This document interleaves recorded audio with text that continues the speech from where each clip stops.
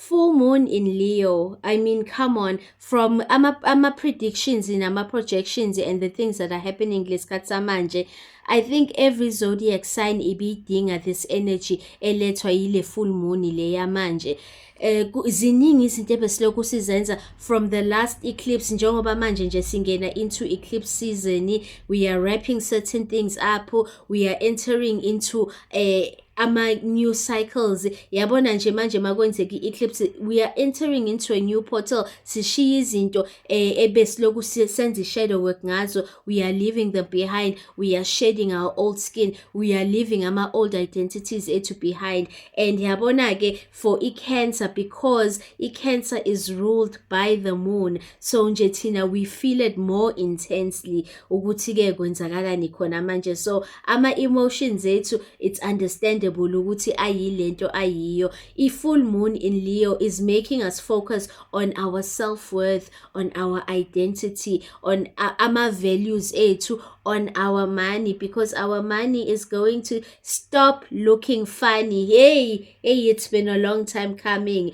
Yabona manje ayikho into ezobe isihlekisa ngesimo sethu sama-finances, and I love it for us, guys. I love it for us. So because i-full moon is illuminating laphayana ku-self-worth yethu, iyasibonisa ukuthi man, yazi sesiside lesikhathi lesi si-undervaluisha, we have been cutting ourselves short, besingakwazi ukuthi si-understand i-value yethu. So we haven't been asking for lokhu okusifanele, whether it comes to our skills, iy'nhliziyo zethu, nako konke nje lobuhle esikwazi ukuthi si-ede empilweni yomunye umuntu. We haven't been asking for a true value of what it is that we offer. So manje kuyavela ukuthi dala si-underestimate, we have been facing a reality check yokuthi we've sold ourselves short for too long. Sekufanele sikhuphule manje, sikhuphule our sense of worth, our sense of value, so that sizokwazi ukuthi siqale sithole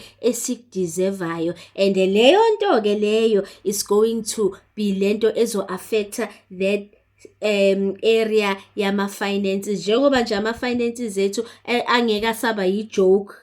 Yiyo lento yokuthi we finally understand our worth and what we bring to the table, and we will no longer be accepting ama-crumbs, nokuthi-ke siloku senziwa ukuthi-ke sifile ngazathi ayikho into ebalulekile ngathi nalokho esiku-edayo ey'mpilweni zabanye abantu, whether kusemsebenzini, whether it's in your marriage, whether it's in your relationship, whether it's in your family. Abantu abangaku-appreciate abakhohlwe.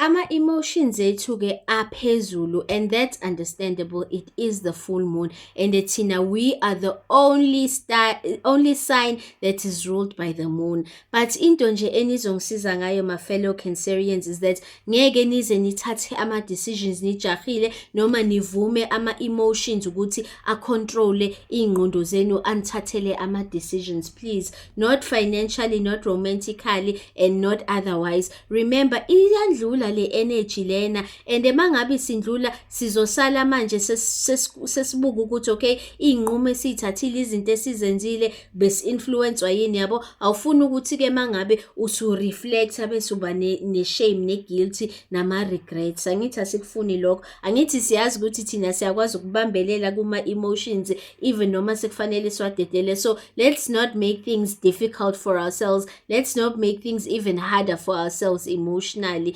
Isikhathi sethu lesi. And remember ukuthi-ke once kwaba nama-emotions aba-stuck la enhliziyweni yakho, it stops i-flow yemali. Do you want that? Mina nje angikufuni lokho. I'm sure nawe awukufuni. So let's make sure ukuthi whatever ma-emotions azozwisa ubuhlungu aloku ehleli la enhliziyweni zethu, we don't allow them ukuthi si-engage in anything ezosiphutha in that energy.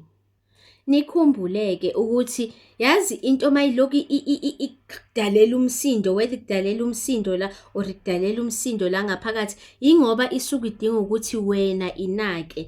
Qala upheye i-attention, uyi-attende, ungayizibi, ungayivaleli, ngoba angithi senza ukuthi izinto maziflow. We are releasing what no longer serves us, so we are not holding on to ama-emotions. And remember ukuthi-ke manje throughout this month ngoba phela we are entering into eclipse season, kuzobe kunama emotional plot twists, so fanele nje sizame by all means necessary ukuthi kube yithi esicontrol ama-emotions ethu, kungabi ama-emotions ethu acontrola thina, and sizobona ukuthi kuzoba nama-breakthroughs enzakalayo ey'mpilweni zethu when it comes to ukuthi sikwazi ukuba vulnerable ngezinto ebesilokhu sistruglisha ngazo. Njengakho nje kona lokho ukuthi-ke besingayazi i-value yethu, sivuma abantu bathathe i-advantage of thina, sivuma ukuthi sihola imali engasifanele, sivuma ukuthi abantu basiyuze. Yabona zonke lezo zinto zinzima ukuthi uyi-admit, but fanele ukukhulume out loud ukuze uzoku-understand ukuthi ubuyenza lento and yinto efanele ishintshe. So once we work on our self-worth, yabona zonke lezo zinto lezo ziqale zikhule and si-release ama-feelings of shame, i-financial life yethu will be shining like a diamond. Asenzeni kanye kanye.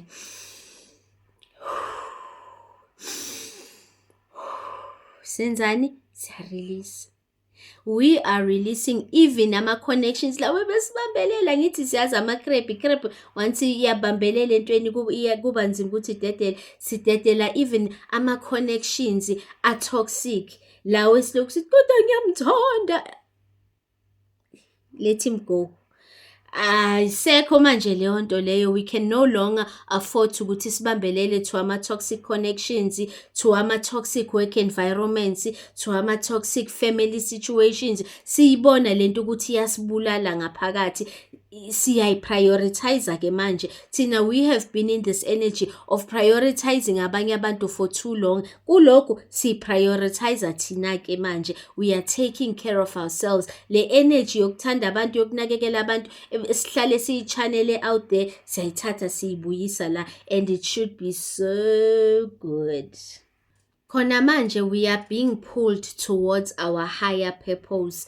So angeke sikwazi ukuthi-ke si go into our higher purpose sibe si-doubt. So yabona even i-energy le ka-Leo nale energy ka-Aries izosiza ukuthi sikwazi ukuthi sisethe ama-boundaries, izosiza ukuthi singenzi lento lena of always fading into the background. Siyazi thina sathanda ukuthi-ke si-retreat singabonakali, even though sometimes we do that unsuccessfully, but manje not only are we setting boundaries, but we are stepping into the spotlight. Siyayiclaima manje imisebenzi yethu ukuthi lokhuyana kwenziwe yimi, I am the one who's good at that, mina ngi-good at this and this and this. We are stepping into that personal power yokuthi sizazise ukuthi thina siwobani. Ngisho noma abantu bathi bangathi si-boastfully noma si-arrogant noma sinjani, we have been humble for far too long, and that's why abantu they have been so comfortable ethi ukutshontsha i-credit emsebenzi yethu, ethi ukuthatha i-advantage of thina, ukusiyuza nokwenza zonke lezi zinto ezimbi bebelokhu bezenza. Yabona manje we are stepping into an energy yokuthi no more. Yabona mase kufika nje laphana ekugcineni kwenyanga sizobe sesibuka ukuthi okay, set ama-boundaries laphayana, ngibe ne-structure lana ukuthi-ke izinto zami zihambe kahle, even though thina siyi-water sign and izinto zethu ziyaflowa, but fanele ziflowe nge-structure, fanele ziflowe nge-order, fanele nje yabona nje zingatheleki yonke indawo. So leyo nto leyo it's really going to be good towards ukuthi singabukeki ngazathi si-scattered, singabukeki ngathi ama-scatter brain, abantu abangekho serious nabantu abangana direction. Siyababonisa ukuthi-ke manje yiso-ke isikhathi sokuthi basithathe seriously, and they have no other choice but to do exactly that. Scorpio, ready or not, i-spotlight is on you.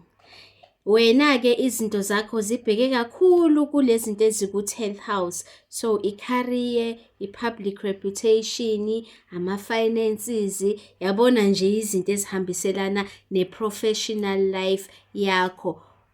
And futhi-ke it shouldn't be surprising because yizo izinto ubuloku uzama ukuyilungisa for a long time, uzama ukulungisa i-reputation yakho, uzama ukuthola i-recognition emsebenzini for all the hard work that you do, trying to get a promotion. Yabona buloku zakha vele professionally, so it's good ukuthi ke i-full moon ithathe i-focus yayibeka ey'ntweni vele ezibalulekile kuwe. You are at a point lapho bona khona ukuthi ezinye izinto priorities zakho, ezinye izinto ebezi-important kuwe, ezinye izinto ebeziyi-focus kuwe, it's seeming like azisabalulekile njengoba bezibalulekile ekuqaleni. Kahle kahle wena kule full moon in Leo, you are being challenged ukuthi ke zibone i-value yakho, futhi ke don't identify too much. Ungathathi i-value yakho bese uyibophela to ama-achievement akho. Ngenzeni, ngithengeni, nginani, yabona ngifundeni, ngigraduate-ile, yabona izinto ezikanjalo. Ukuthi you must understand ukuthi even without ama-accomplishments akho, you are still valuable. Yabona, the worst thing ongayenza is that uqhubeke ube in this mind yokuthi ke wenze izinto just because you want to be seen, because ufuna ukuvalidatwa, bese yiyo lento lena egcina ikwenza ukuthi bese uzidefine according to ama-material things, according to izinto zomhlaba. Yabona leyo nto leyo, it doesn't help you, and for someone who is as intuitive as you are, it contributes towards ama-spiritual blockages. So you cannot over-identify nezinto oyi-achieve la on the 3D, on the material realm, noma ku-material world. So it's good to get i-recognition, but not at the expense of ukuthi ke uyi-betraye wena, ubetray izinto ozaziyo ukuthi even though zingahambiselani with this image of this successful or this accomplished or this go-getter person ozama ukumphutha out there, uyayibetraya manje. You are doing things at your own expense ngoba manje ufuna ukuthi ke ucreate this image of yourself. You are coming out of leyo energy. Yabona leyo energy leyo, it's no longer aligned with lo muntu lona manje ozoyongena in this portal le ezobe ivulwe yi-eclipse. Yabona le shift in energy, nawe ngeke ukuhlala ukuthi ke ungayinotice because izinto ziyashintsha manje, from ukuthi ke ungabi nestability, kuloku kuba nama curveballs aqhamuka ngapha nangapha, izinto ziba unpredictable, ungazi ukuthi ke what to expect, yini into ezoqhamuka izoknocka off balance. You are entering into a completely different energy, and that is wonderful. Into engiyithanda kakhulu for wena ukuthi ke even now uyazizwa manje ukuthi awusekho kule energy, this flight energy yokuthi awuhlaliseki, u-restless, usuzokwazi manje ukuthi even nakuma relationships, nakuma partnerships uzizwe more grounded. Usuzokwazi ukuthi even noma kuthiwa ngaba nezimo eziqhamukayo mhlambe ongayi-expectile, zingakwenza ukuthi bese uluza ibalance and you end up losing your mind, ugcina ungasazi ukuthi wenze njani. Yabona, njengoba bekwenzeka ekuqaleni, usuzokwazi ukuthi uyikhulumele manje, uzokwazi ukuthi ke uyimele. Yazi ayikho into emnandi njengokuthi ke ube in such a position of personal power ukuthi you can advocate for yourself, advocate for your future, advocate for even the future of abantwana bakho. You will be less reactive and you will be more proactive. Into ke engiyithandayo for wena ukuthi awusenaso isikhathi for izinto ezikudrainayo, izinto nawe obonayo ukuthi ke zithatha istability zikhiphe empilweni yakho. You are so sensitive to environment yakho. You are paying more focus towards ama-routines akho, unakekela i-health yakho, you are preserving i-energy yakho. Awusahamba ulikha i-energy manje ukuthi noma yini ekudemand i-energy yakho iyayithola. Usuyakhetha manje ukuthi ke i-energy yakho iyakuphi. You channel it lapho obona khona ukuthi it's going to be beneficial for wena, rather than ukuthi kube nezinto ezifike ziyintshontshe i-energy yakho, and that is power. Into enhle ngawe ukuthi-ke you are putting up ama-strong boundaries, you are protecting i-energy yakho, ushaya into esingayibiza ngokuthi i-energy management, because manje you are looking more towards i-sustainability of umzimba wakho, ingqondo yakho, nawo wonke amanye ama-resources akho, such as i-focus ne-energy yakho. Akusizi izinto osuzovuma nje ukuthi zigrabhe yinoma yini, you are controlling ukuthi yini manje ezothola ama-resources akho, and that is wonderful. Kuyasho nje ukuthi-ke you are being more aligned with your higher self and with your higher purpose. Ama-professional goals akho, they require i-support system, maybe i-environment yakho khona manje engakwazi ukuthi-ke iwasupporte. So yizo izinto ozobe uyibheka ukuthi okay, how do you mitigate or how do you navigate around izinto ezikanjalo. Kungenzeka ukuthi-ke kuzobe kunama-family dynamics ashintshayo, nje ama-power struggles, things like that, they are all going to be resolved. And one of the benefits owalethelwa i-full moon is that uzoyithola u-enjoya i-emotional security, mhlampe obusudala wazizwa uyigcinile, maybe even into obusubona ngazathi isi-far-fetched, into engeke usayithola, and then just like that the full moon has brought it for you. Uyafunda futhi ukuthi i-security you can get it, and it's possible ukuthi uyithole outside of a professional environment. So not everything has to come at ukuthi wena uyi-sacrifice, ube yi-sacrificial lamb emsebenzini, because manje ngaso sonke isikhathi you are thinking about i-security. I-security into fanele uyibheke from different angles and different facets of impilo yakho. It doesn't just come from your job. Ngeke-ke manje usalokhu usacrifice i-inner world yakho, your sense of emotional well-being and stability in order for you to ukuthi ube productive. Usuzoqala manje uyithathe le energy uyifake ku-romance, uyifake into being playful, uyifake into having ama-activities amnandi agri-boostayo, agri-chargeayo. So uzokwazi na ukuthi ube nempilo e-multifaceted, kungabi nje ukuthi almost as if uphilela ukusebenza, uphilela ukwenza imali, uphilela ukuba ne-stress, uphilela ukuplana i-future yabantwana. Even though lezo zinto zonke zibalulekile, ziyi-priority, but nokunye nakho kuyi-priority. So akube nebalance. I-spiritual life sakho sidinga i-attention naso. So nje focus on ama-cleansings, whatever ongayenza ukuthi-ke uvule i-third eye yakho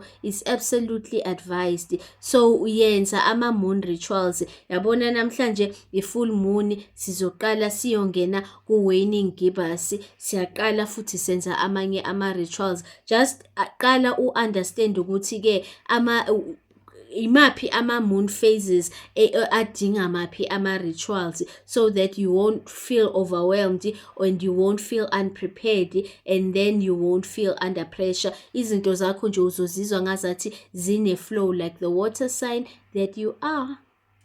Pisces, ngaze nganijabulela guys, you have made it!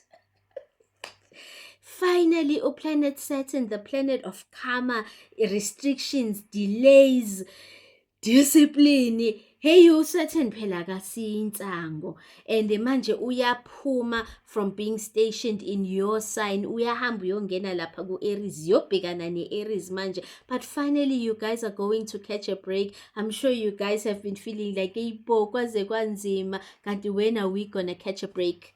Sesifikile-ke leso sikhathi, isikhathi se-recess. Ake nithi ukuphumula nje kancane nani. Yabona phela uSaturn entered your sign ngo-2023. So kusho ukuthi nje since then niloku nje niyatestwa, nitesta ukuthi nibekezela kangakanani, nitesta ukuthi into yenu niyimela kangakanani. You are being tested i-confidence yenu, you are being tested i-structure senu. Ama-test nje phezu kwama-test. Can you imagine? I know you guys have been through a lot. Ayabaniyeke. I know nikowile shame. Phela mayesho uPlanet Saturn uthi ubenifundisa ukuthi nikhule, ubenenza ukuthi nibe mature mayesho phela yena. So nje nani I'm sure nibonile ukuthi-ke you guys have grown in so many ways. Ziningi izinto mhlampe ezazinihlula zini-challenger before, maybe with regards to standing up for yourself, maybe with regards to plan around ama-finances akho, with regards to long-term planning, goal setting. Yabona zonke izinto nje ey'mayelane nokumathura nokuba umuntu omdala with regards to i-emotional regulation, mental stability. And then nina phela nikhumbule ukuthi you guys also struggle with ama-addictions. So enithi yeke suke eshukeleni, suke etswayini, uyazazi ukuthi une-B_P, suke eshukeleni, uyazazi ukuthi une-diabetes, zonke nje lezo zinto lezo. So zama ukuniqoqa niqoqa phela ubabusethini ukuthi ngenani elayinini. Into nje ebuhlungu ngayo yonke into ebendlula kuyo ukuthi very few people aba-around nina bebenibona ukuthi-ke niyagowa. Fortunately or unfortunately, depending on how you look at things. And yazi into engiqeda ukuyi-realize ukuthi uSaturn is the planet of karma. UPisces is karma. I-sign ka-Pisces, it is karma. So whatever izinto ebenizenza since u-2023, whatever izinto abantu ebebezenza kini, everyone ubesetha nje ikhama yakhe. So abantu ebebeniphethe kabi, abantu ebebeniphethe kahle, ama-habits ebeniwenza, izinto ezi-wrong ebenizenza, izinto ebezi-right ebenizenza, you were either gaining more karma or releasing, clearing out ancestral karma, i-personal karma yakho. So it depends on ukuthi how you have been handling yourself from lesikhathi uSaturn engena into your sign.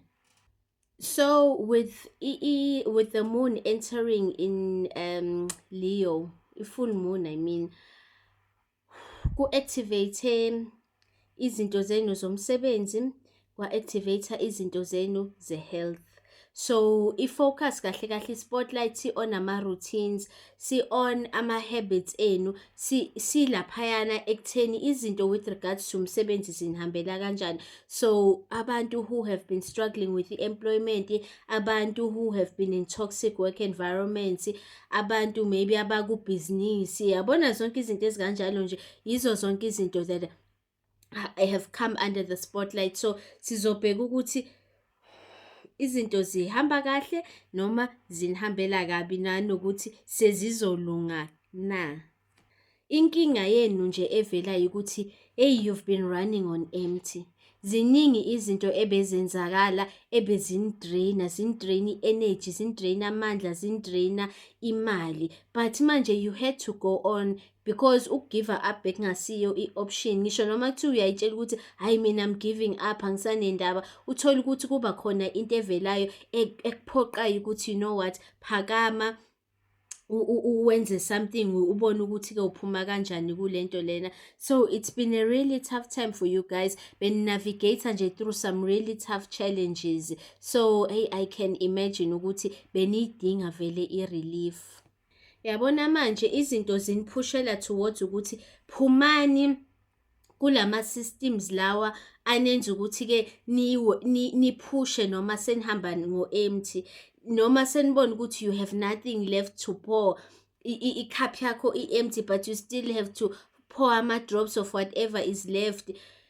Yabona fanele niphume-ke kulawo ma-environments, kulawo ma-systems anjalo, and try and find yourself lapho waziyo ukuthi-ke uzothola i-support system khona, you can pull back, recharge, pour into your own cup, unakekele i-health yakho. I-full moon nje ithi khetha i-sustainability over this need yokuthi you must prove yourself ukuthi wena you can keep going noma izinto zingaba nzima kanjani, noma ungakhathala kanjani, uyibhoza wena. Eyikahle bhoza, relax. It's time for you to ukuthi slow it down, uzinakekele. Ubuyise manje ama-reserves, replenish ama-reserves akho. You have nothing more to prove. If you continue in that energy ukuthi wena ukwazi ukwenza izinto ngisho noma ukhathele, uzibulala wena. ziya-activate-ke manje izinto ezikwenza ukuthi ubheke i-self-worth yakho, ubheke ama-values akho, ubheke ama-finances akho. Yazi with the influence of u-Uranus or u-Uranus, yabona lento yakho lena yokuthi ube umuntu who's good at visualizing, ube good at using i-imagination yakho, ukwazi ukuthi uyikhande impilo leyo oyifisayo in your brain, uze uyibone uyiphila. It's going to work in your favor manje, as long as ine-structure phakathi, as long as ine-direction. So kungeke nje kube ngazathi ama-fantasy or angeke aphelele ndawo, no. Yabona manje ku-create-a this balance ukuthi this imagination as well as this discipline zizokusiza kakhulu when it comes to your finances, because wena you are looking into ukwakha le mpilo manje obuloku i-visualizer all this time. So izinto zakho ziyavuleka ukuthi ukwazi ukuthi uyakhe leyo mpilo. Njenge-Cancer nawe you struggle with ukuthi-ke u-understand i-value yezinto zakho, yomsebenzi wakho, ama-skills akho, ye-output yakho, yobuwena. So nawe you have a big issue with regards to i-pricing of ama-services akho or whatever it is that you bring to the table. So and because nina as a Pisces, you guys are highly spiritual. Oh my God, i-intuition yenu is crazy. Niyafana ne-Scorpio. So yabona, it's important to understand ukuthi you can be business minded and capitalistic and still be spiritual. So ayikuthi just because when you are highly spiritual kusho ukuthi abantu fanele bagrobhe. No, nyala. Yabona manje you are in a period lapho suyibona khona ukuthi awuzelanga ukuthi uzostrugglisha wena la emhlabeni, uzele nje na ukuthi uzophila kahle, izinto uyifingelele without over sacrificing yourself. So you are releasing old patterns, you are releasing a old way of thinking, you are releasing a old way of doing things, and ilapho-ke i-breakthrough yakho ezoqhamuka khona. And I love that when you are stepping into le identity yakho entsha, where you understand ukuthi nawe you deserve i-soft life. Obviously uzoyisebenzela phela, you will put in effort, but now uyadeserve man ukuthi izinto zike zibe soft for wena. And sonke lesikhathi since 2023 uloku under pressure, you have learned how to show up and how to present the best of yourself and how to make the most of things ngisho noma kuthiwa under pressure. So nje ithathe leyo experience onayo and use it for your own benefit.